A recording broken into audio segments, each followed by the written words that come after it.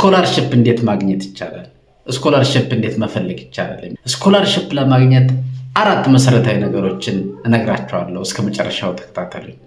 የመጀመሪያው ስኮላርሺፕ ለማግኘት ሪሰርች ፕላን ወይም ፕሮፖዛል ማዘጋጀት ያስፈልጋል። አጠር ያለና ከናንተ መመረቂያ ማለት ነው። እናንተ ስትመረቁ ማስተርስ ከሆነ ፒኤችዲም ከሆነ ስትመረቁ መመረቂያችሁ የሚሆነው።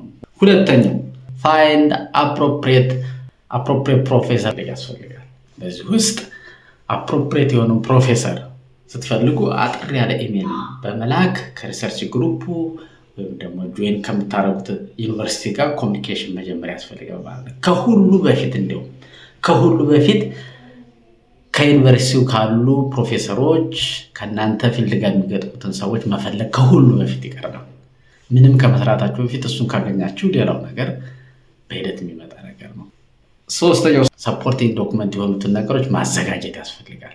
የመጀመሪያው ሰፖርቲንግ ዶክመንት የሚባለው ሞቲቬሽን ሌተር ወይም ፐርሰናል ስቴትመንት እንለዋለን። ስለዚህ በቀላሉ በስቶሪ መልክ ማዘጋጀት ያስፈልጋል ማለት ነው።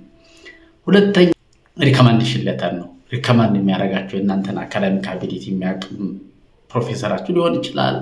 ዋቴቨር ስለ እናንተ አካዳሚክ አቢሊቲ የሚገልጽ ሪፍረንስ ያስፈልጋል ማለት ነው። ሶስተኛው ሲቪ ነው። ስለ እናንተ አካዳሚክ ባክግራውንድ፣ ስለ ፐርሰናል ኢንፎርሜሽን፣ ኤክስፒሪየንስ፣ ፐብሊኬሽን እና የመሳሰሉትን ነገሮች የሚገልጽ ነገር ያስፈልጋል ማለት ነው። እነዚህ 3ቱ መሰረታዊ ዶክመንቶች።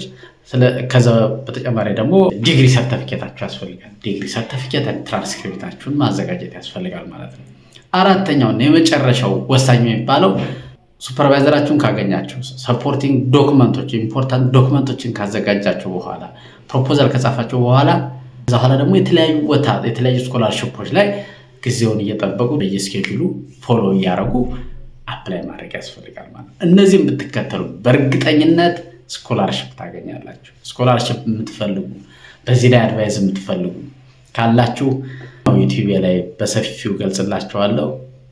እዛ ላይ መከታተል ትችላላችሁ። ሼር በማድረግ ሰብስክራይብ በማድረግ ፎሎ ማድረግ ትችላላችሁ።